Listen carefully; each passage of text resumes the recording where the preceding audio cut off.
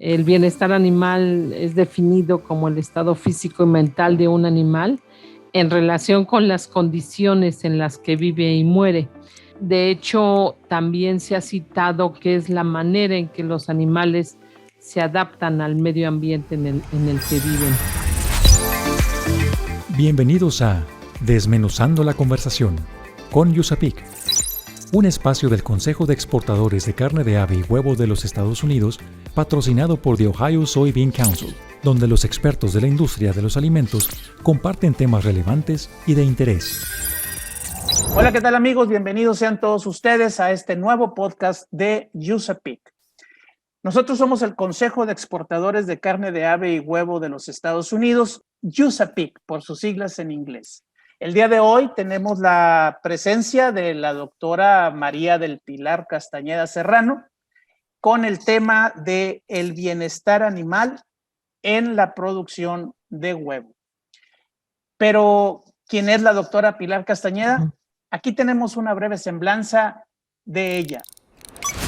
Doctora María del Pilar Castañeda Serrano. Realizó estudios de medicina veterinaria y zootecnia en la Universidad Nacional Autónoma de México, graduándose en 1991. Cursó estudios de maestría en producción avícola, también en la UNAM, graduándose en 1995. Realizó estudios de doctorado en la Universidad de Texas A&M en el área de Food Science and Technology, donde recibió el grado de doctora en 2002. Actualmente, es profesora titular C en el área de producción avícola e investigadora en el área de procesamiento e inocuidad de productos avícolas en el Centro de Enseñanza, Investigación y Extensión en Producción Avícola de la Facultad de Medicina Veterinaria y Zootecnia de la Universidad Nacional Autónoma de México, donde desempeña el cargo de coordinadora académica y coordinadora de procesamiento avícola.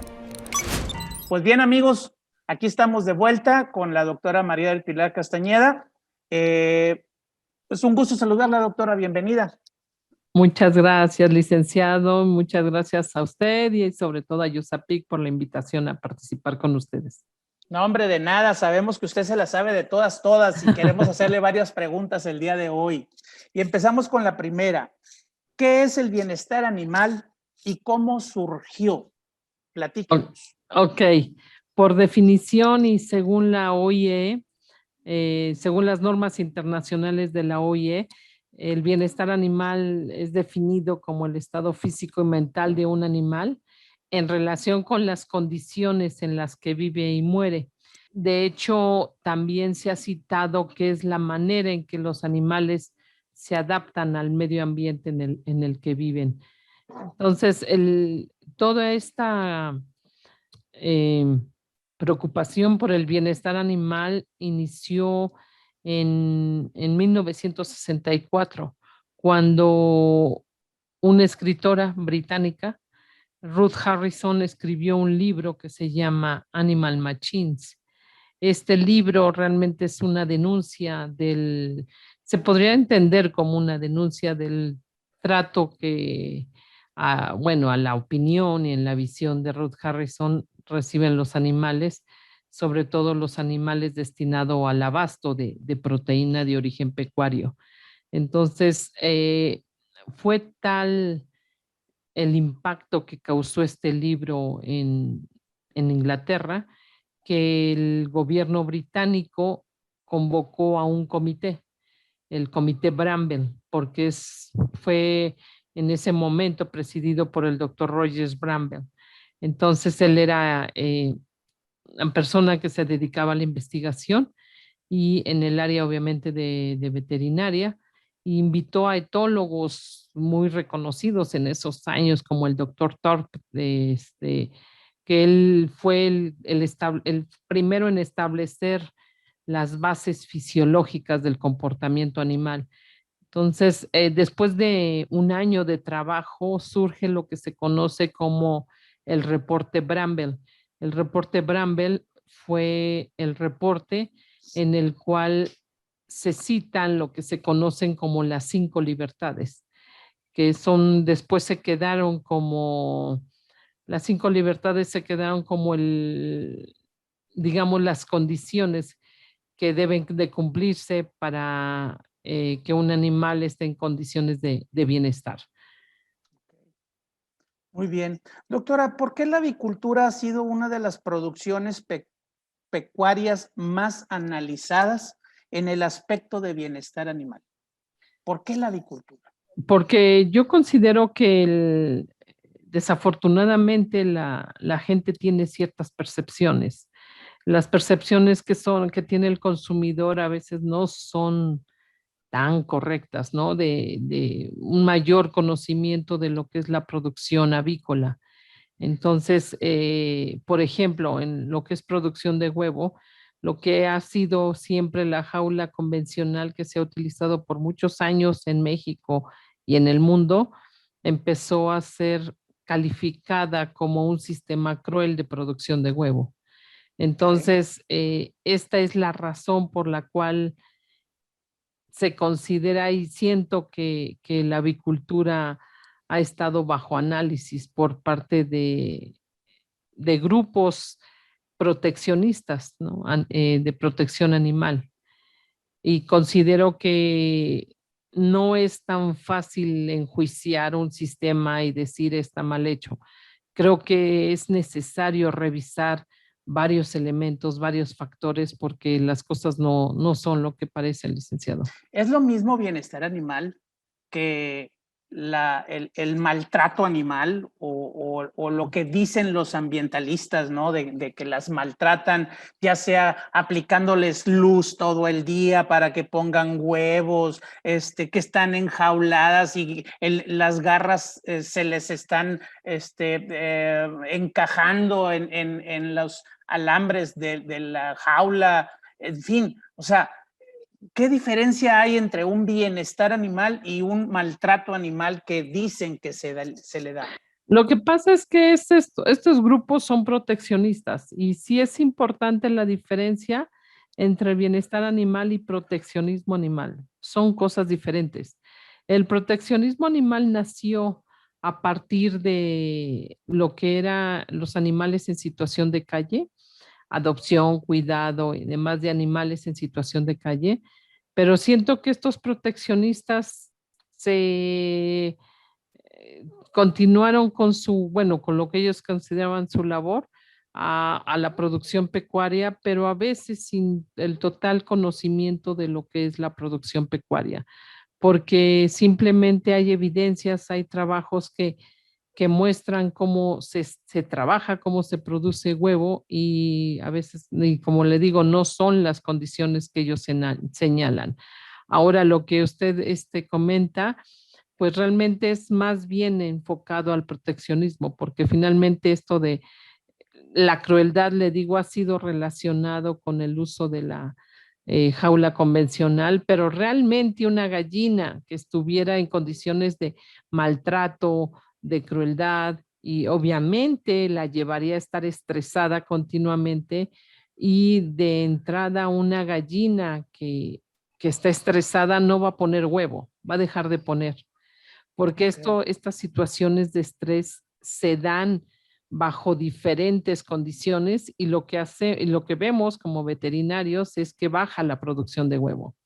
Por Ándale. ejemplo, el doctor Cepero de la Universidad de Zaragoza, cuando en Europa se prohíbe la jaula convencional y llevan a los productores a bajar todas sus gallinas a piso y a ponerlas en praderas, él nos comentaba que a veces la sombra de un avión, ¿no? Si tenían un grupo de gallinas, pasaba un avión y esto hace una sombra, las gallinas lo imaginan que es un águila, es un halcón, por lo tanto es un depredador de ellas y Órale. huyen y salen corriendo y salen despavoridas, decía que salían despavoridas las pobres y eso es una condición de estrés también para las gallinas.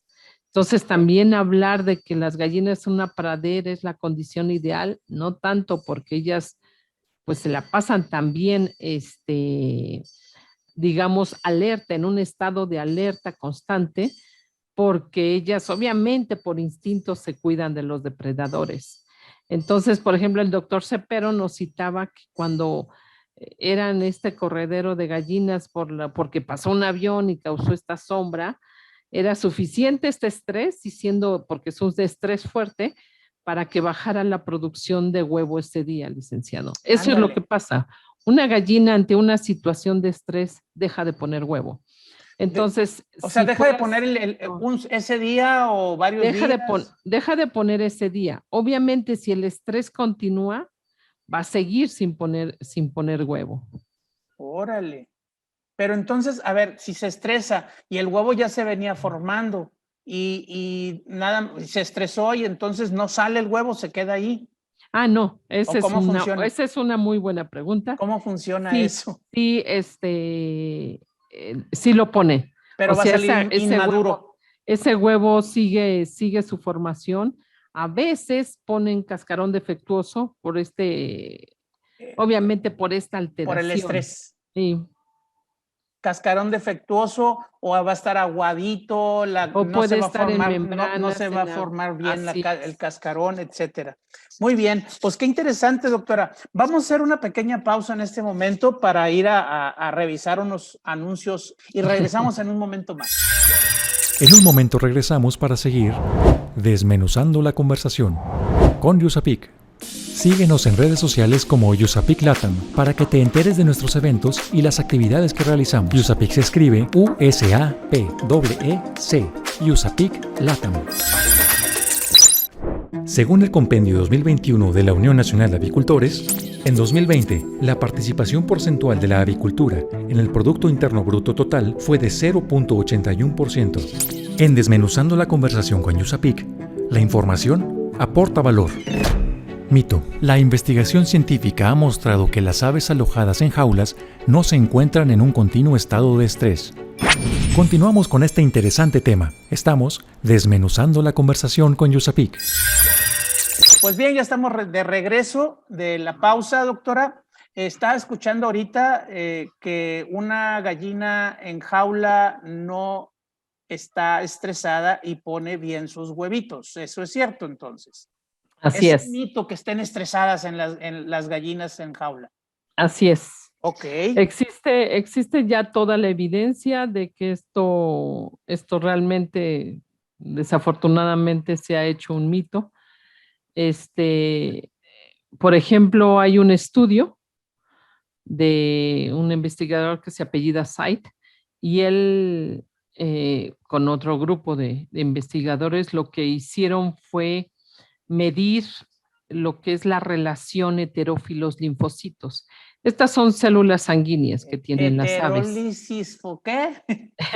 Heterófilos, linfocitos. Ok. Hay una relación Ahora sé entre qué las es. poblaciones que se encuentran se toman muestras de sangre de las gallinas y se hace un frotis, ¿no? En una laminilla y ya entonces se cuentan estas células en el microscopio.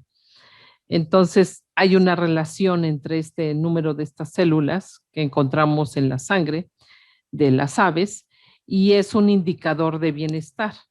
Entonces, también hay un producto del metabolismo de adrenales en las gallinas que se llama corticosterona, que generalmente en los mamíferos se mide el cortisol, en las aves se mide la corticosterona.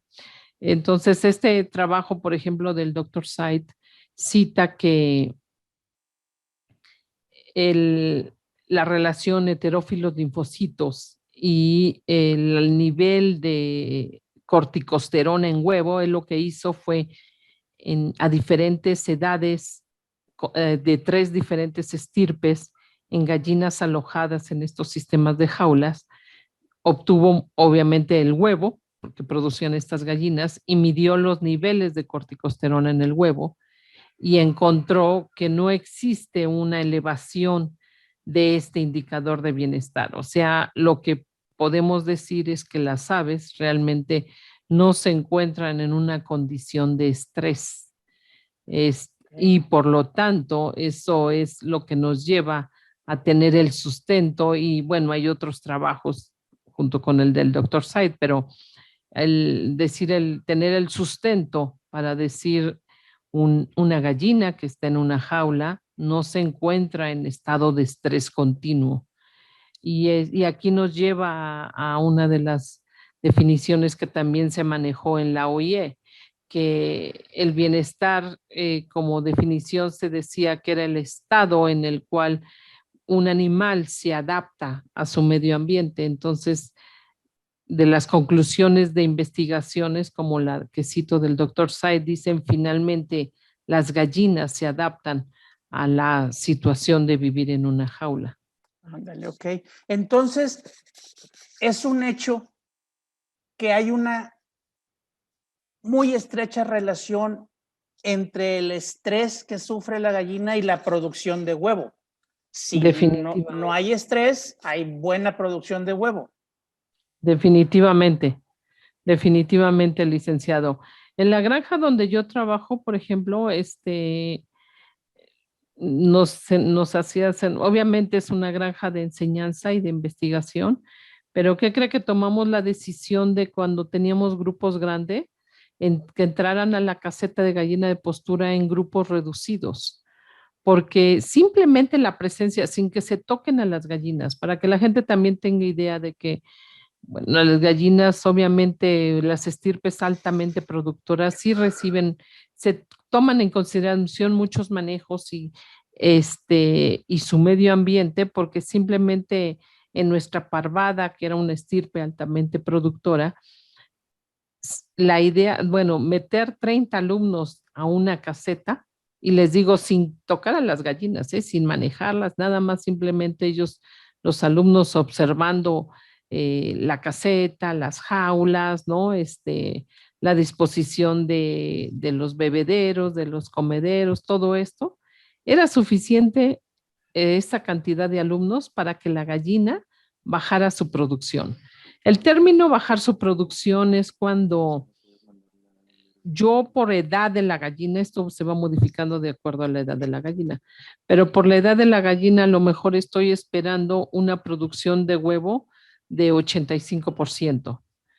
Y por alguna razón, por un ruido muy fuerte, por esta condición a lo mejor de ver mucha gente en una caseta, estas condiciones hacen que al otro día, a lo mejor en vez de tener este 85% de producción, voy a tener una producción de 80%, 79%, hasta 75%.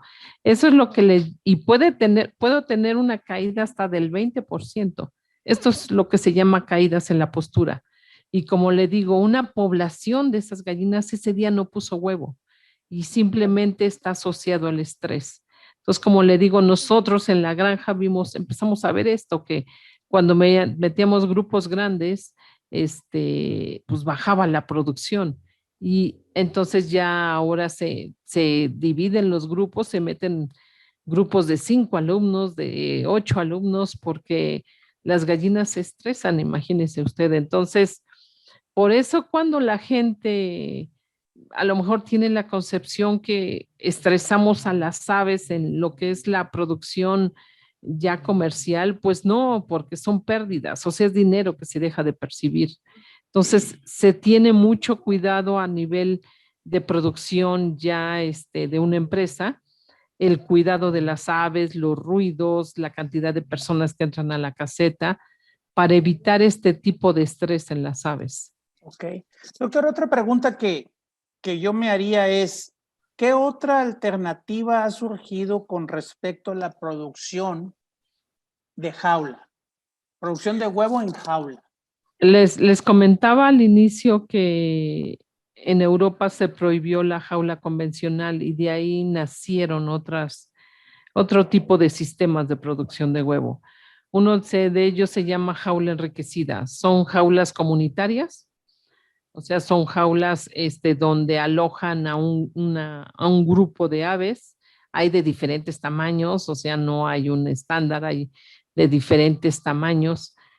Por ejemplo, en la granja nosotros tenemos un modelo de jaula enriquecida y son jaulas de 30 aves. Se llama así porque se le agregan elementos de enriquecimiento ambiental. Dentro del bienestar existe esto del enriquecimiento ambiental. ¿Qué es esto? Es cuando yo a un animal le doy elementos que él tiene en su hábitat, y los cuales, perdón, son importantes para mostrar pautas de comportamiento. En el caso de la gallina de postura, generalmente los elementos de enriquecimiento en estas jaulas comunitarias, porque es una jaula comunitaria, les decía que hay diferentes tamaños de jaula. Nosotros, nuestra jaula aloja 30 gallinas. Como elementos de enriquecimiento le pusimos percha y les pusimos nidos. Existen modelos de jaula donde les han agregado unos cajones con arena para que las gallinas se den sus baños de tierra o baños de arena.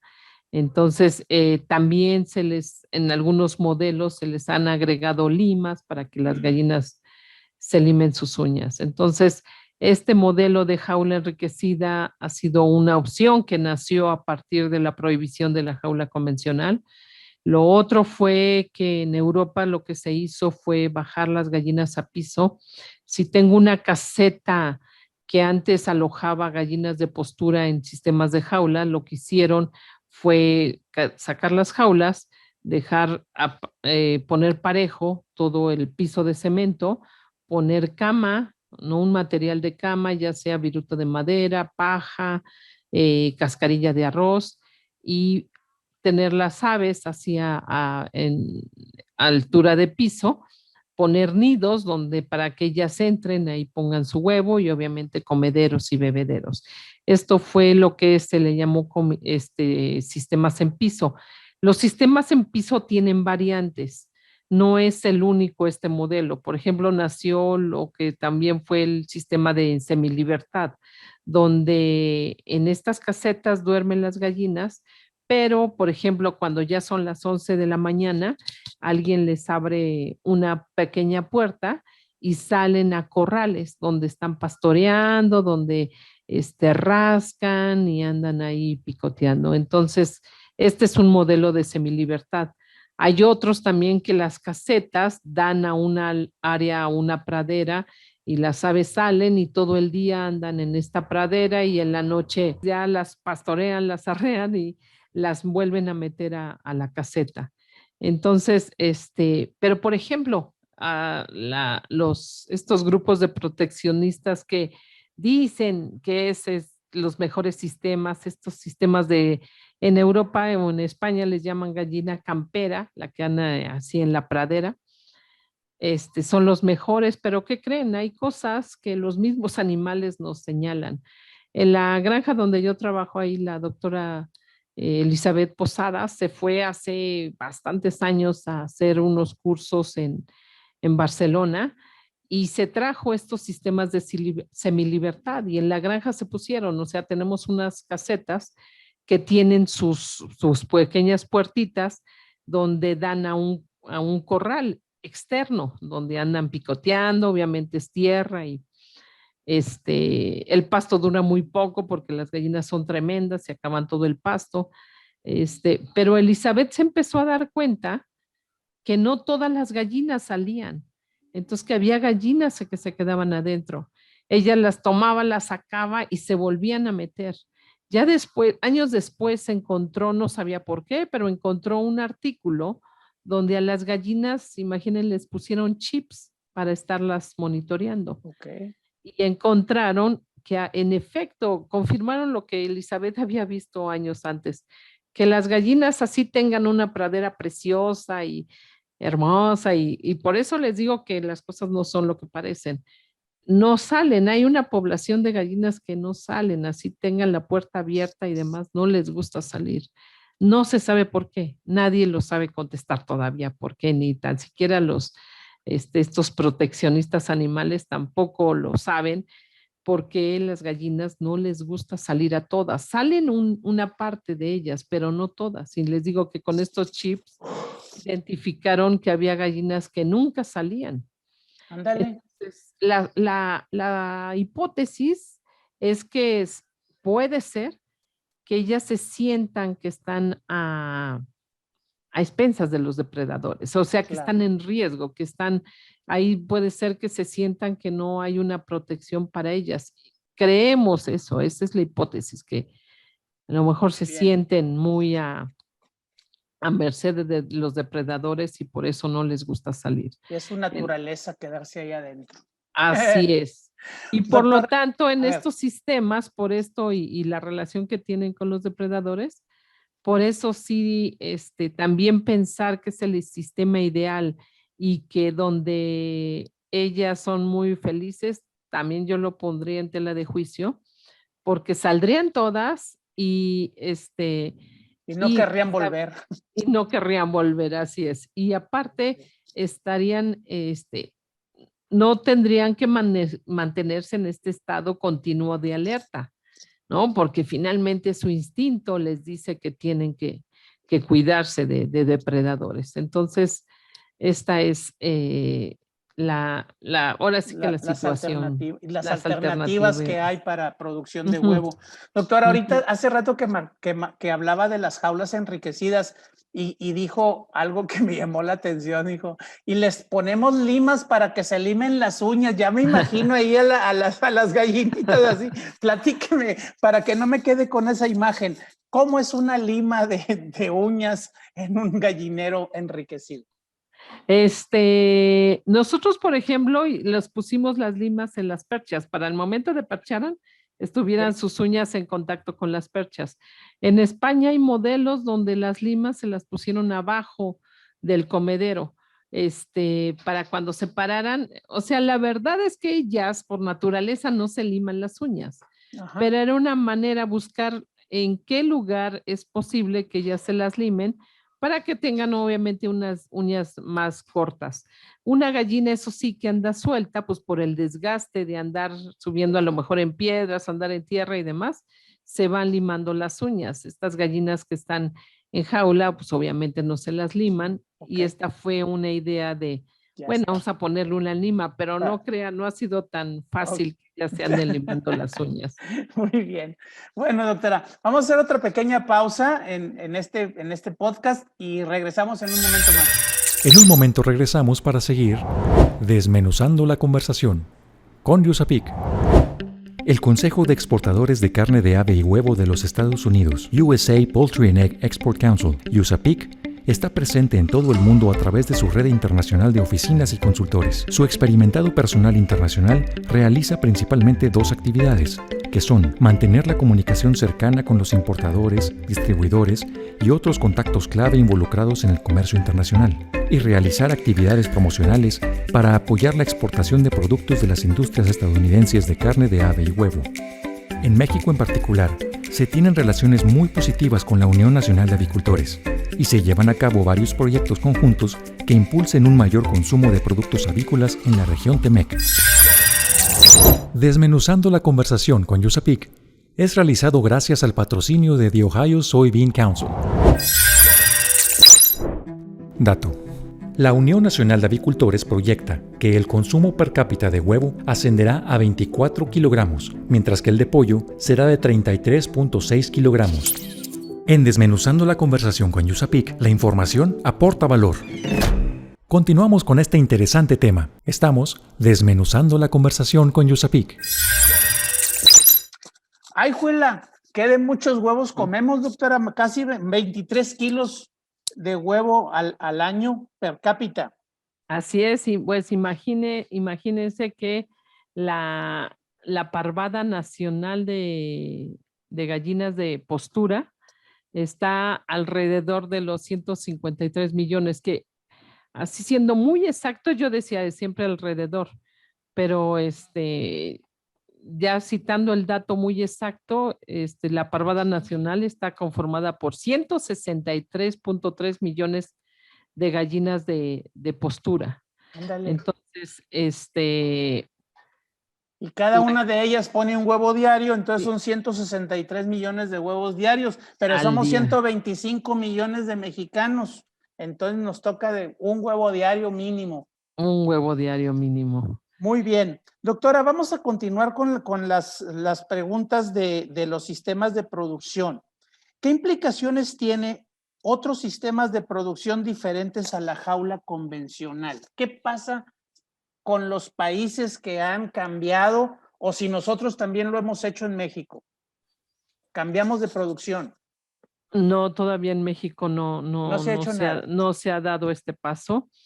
¿Cuál es ese paso? Y yo creo, este paso de una transición a otros sistemas de producción de huevo, realmente en nuestro país sigue siendo el sistema más utilizado, la jaula convencional. Eh, pero sí tiene, obviamente, tiene implicaciones muy fuertes, licenciado. Y yo creo que es importante que la gente esté consciente de esto. Por ejemplo, a mí me gusta mucho citar a la doctora Karin Sheehan de la Universidad de Saskatchewan en Canadá, porque realmente es una referencia a nivel mundial en cuanto a bienestar animal y en sistemas alternativos. Y ella dice eh, que no hay sistemas perfectos, y lo cual yo coincido completamente. No hay un sistema perfecto. Todos tienen ventajas y desventajas. Eh, Aquí lo que es importante evaluar es nuestro país como el consumidor número uno de huevo en cascarón y tomando en consideración que el huevo es un producto con un alto valor nutrimental, muy valioso. Este, y que, por ejemplo, comparando un sistema de jaula convencional que es el sistema más eficiente, es el más barato, entonces sus costos de producción son los más reducidos, porque ya explicaba que el uso del suelo es muy eficiente. En un metro cuadrado, debido a que tenemos jaulas y podemos tener varios niveles, tenemos una mayor cantidad de aves alojadas en un metro cuadrado, comparado con sistemas en piso o en pradera.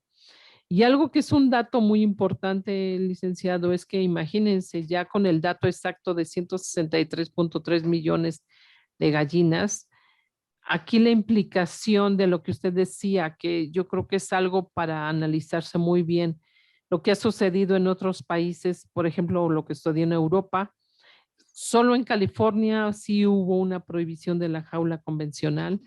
Entonces, lo que ha llevado a que se tengan que bajar estas gallinas que estaban en jaula a piso, imagínese bajar 163 millones de gallinas a piso. Yo no sé si sea suficiente el espacio que Entonces, tenemos para perdóneme, ellos. 1 metro cuadrado necesita cada gallina en su jaula. Entonces, son 163 millones de metros cuadrados los que ocuparía para poner No, todas las gallinas en piso. no. Me refiero que ahorita como estamos, como son jaulas de varios niveles, Sí, alojamos una gran cantidad de aves en un metro estivado. cuadrado. Ok. En cambio, en un sistema en piso, sí estamos limitados. A lo mejor podemos meter máximo 18 aves y eso ya están medio apretadillas. Entonces, es según también el tipo. Aquí no podemos decir datos así cerrados porque depende también del número, el tipo de ave. Las gallinas productoras de huevo café son gallinas que son más robustas, Más robustas. son más gorditas, Comen más. comen más, por Cuesta eso más el huevo la ese. diferencia del precio del huevo rojo contra el blanco. Ok. Entonces, a lo mejor podemos alojar en un metro cuadrado más gallinas blancas y menos cafés, pero digamos datos entre a lo mejor de 16 gallinas, de gallinas, ¿cómo se llama? Perdón, gallinas rojas y a lo mejor hasta 18 blancas, ¿no? Haciendo más o menos con una consideración. Obviamente aquí también tiene que ver mucho el tipo de caseta, si es caseta de ambiente controlado, donde tenemos control de temperatura, ambiente y ventilación, o si es caseta de ambiente natural, donde solo tiene una malla de alambre y son casetas abiertas y estamos a expensas del clima de la zona.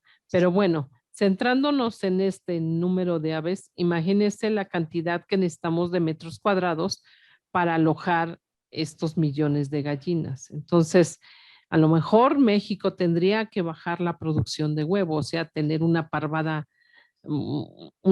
más pequeña, o sea, una menor tamaño de parvada porque a lo mejor no va a haber espacio suficiente. Esa es una implicación. Claro. Que a lo mejor esa no es es importante, pero para mí tiene un mayor peso, una mayor prioridad el precio del huevo. Claro. El producir el huevo en un sistema en piso, en una pradera, donde simplemente por el uso de suelo se convierte y aumentan los costos de producción, porque también hay un factor importante, licenciado. Cuando las gallinas andan sueltas, es común que se puedan traer, no sé, excretas pegadas a las patas, no sé, tierra, lodo en las patas y se meten a poner al nido y lo ensucian y ahí ponen su huevo.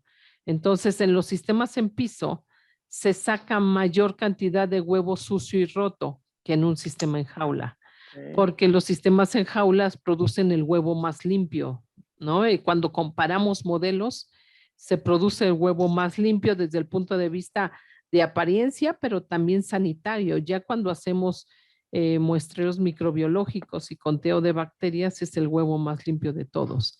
Entonces, ya tenemos un aspecto de extensión de terreno para esta cantidad de gallinas, también calidad de huevo desde el punto de vista sanitario, y costos de producción, que a mí ese es el aspecto, la verdad es que más me preocupa.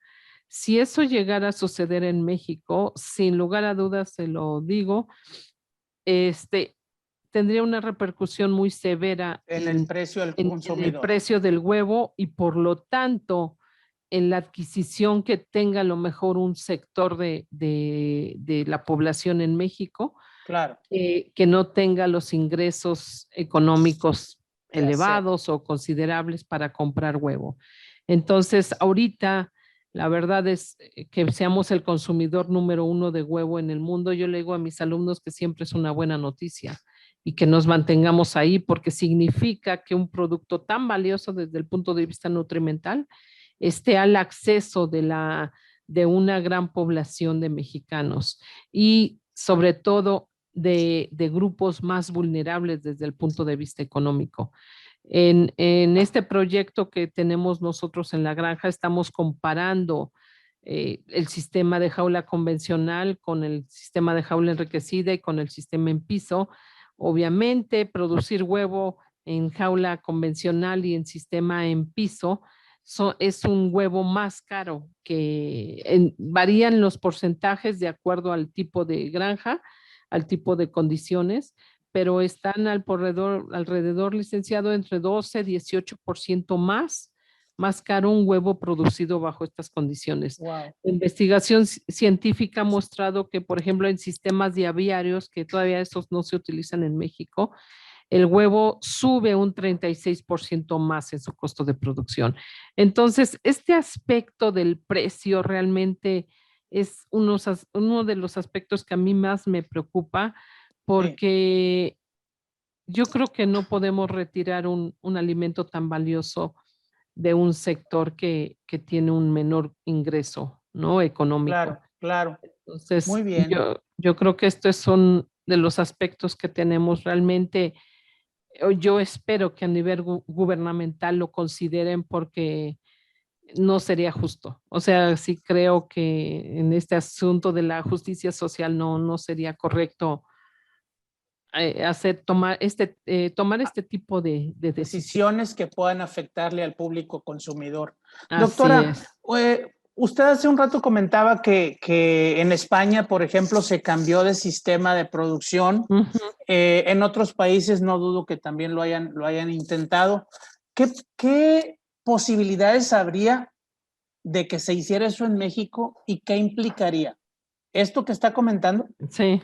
Sí. O sea, para nada tendríamos que hacer un cambio en los sistemas de producción de jaulas convencionales o enriquecidas, que son casi las mismas, a diferencia de llevarlos a piso o a campo abierto. O sea, eso no se puede hacer. Sí se podría hacer. Sí se podría hacer. O sea, realmente México sí podría migrar a estos sistemas, pero aquí la implicación son varias, no es nada más una. Ya Una sé. de ellas, y para mí les digo la más importante, es el precio del huevo. El doctor Cepero, cuando vino a México y daba conferencias, porque como INA lo invitamos a venir a México, y la verdad fue muy enriquecedor que él viniera y nos platicara cómo había sido la transición en España de esta prohibición de jaula convencional. Y nos decía que fue tremendo el impacto, porque en este tiempo, cuando él vino, el doctor Cepero, imagínense el licenciado que nos decía que en España se podían encontrar doceneras a precio hasta de 45 euros. Wow, muchísimo dinero. Sí, una docenera. 12 huevos por 45 euros. No, Sí, no, pues sí. A mí me quedó tan imposible el precio. impactado, hice la conversión y era de locura.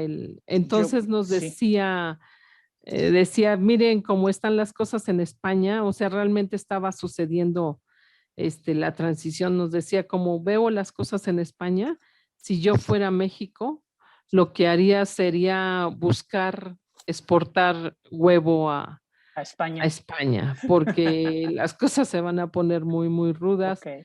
porque las jaulas enriquecidas no acababan todavía porque ellos empezaron a trabajar con jaulas enriquecidas como individuales.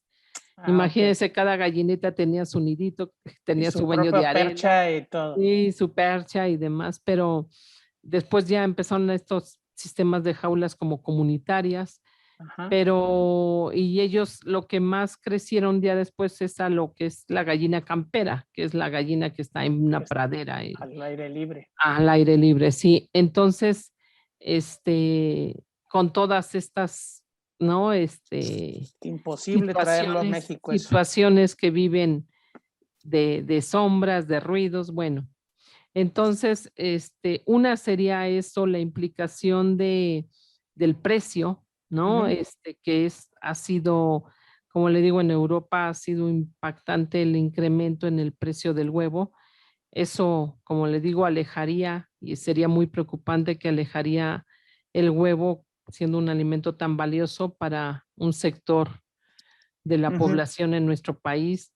La otra sería la disposición de espacio, que a lo mejor nos llevaría a reducir el tamaño de De la la parvada parvada. nacional.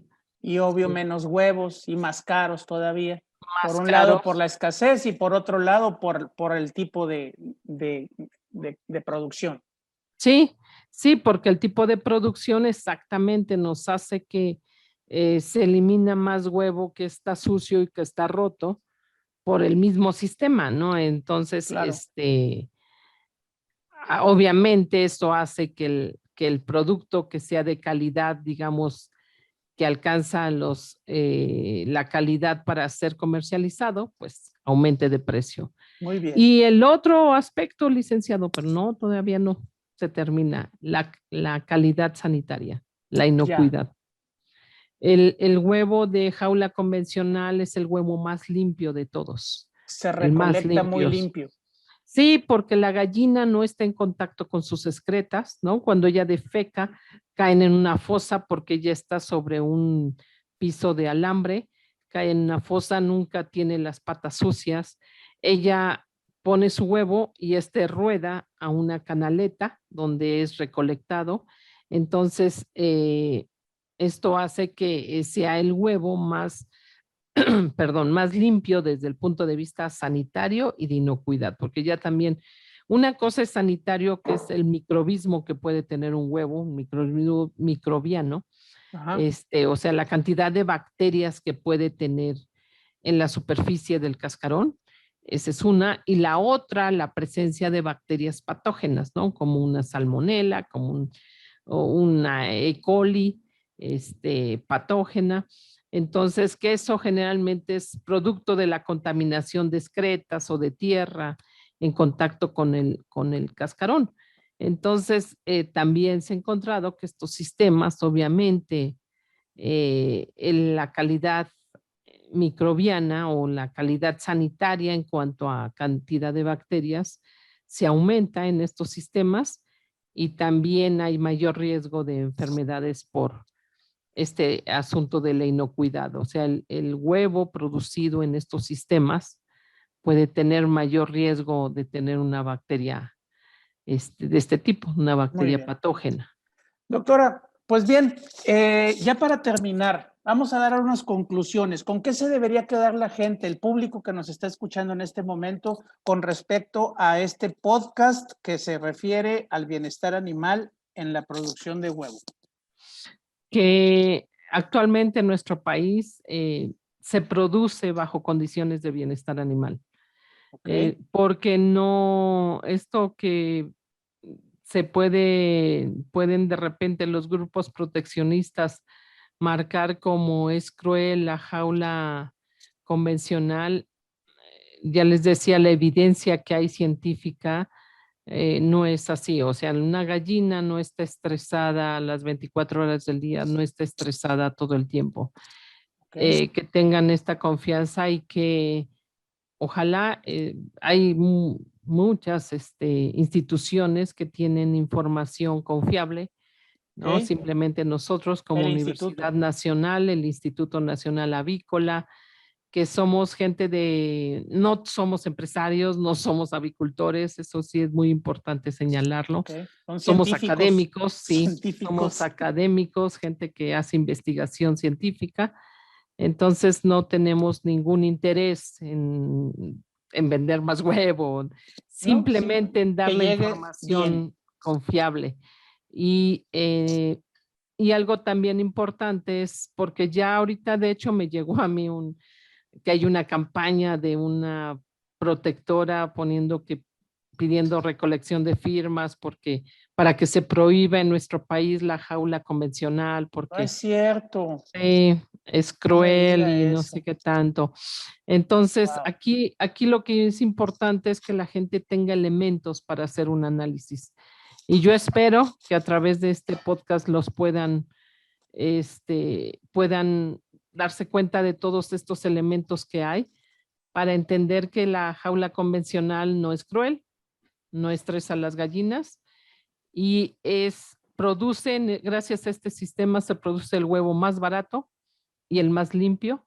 Okay. Y por lo tanto tomar una decisión de este tipo sí tendría una repercusión y un impacto muy fuerte en sectores que tienen menores o vulnerables desde el punto de vista de ingresos económicos. Así es. Muy bien. Muy bien, doctora, pues muchísimas gracias por todas sus palabras. Yo creo que sí debemos de tomar las decisiones conscientemente una vez que hayamos consultado a la parte científica, no creernos a la primera de que si está estresada la gallina, que si los sistemas convencionales son malos, no tienen bienestar animal. Consultar al Instituto Nacional Avícola, que es www.ina.org.mx.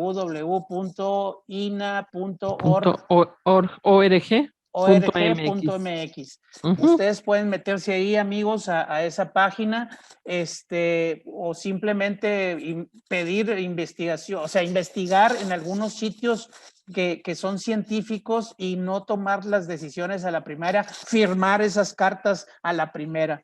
Ella es la doctora María del Pilar Castañeda Serrano, es consejera del Instituto Nacional Avícola y muchas gracias por haber estado con nosotros este día. Ya nada más nos queda agradecerles a todos ustedes que han estado aquí con nosotros, agradecerle a nuestro patrocinador oficial que es el Ohio Soybean Council, así como también al Consejo de Exportadores de Carne de Ave y Huevo de los Estados Unidos. Yo soy Jaime González, soy consultor de USAPIC y los espero en la próxima vez. Desmenuzando la conversación con USAPIC, por esta emisión ha llegado a su fin. Te invitamos a que te suscribas a nuestro podcast, comenta lo que más te gustó en este capítulo y deja tus dudas para nuestros expertos. Estaremos atentos a resolverlas.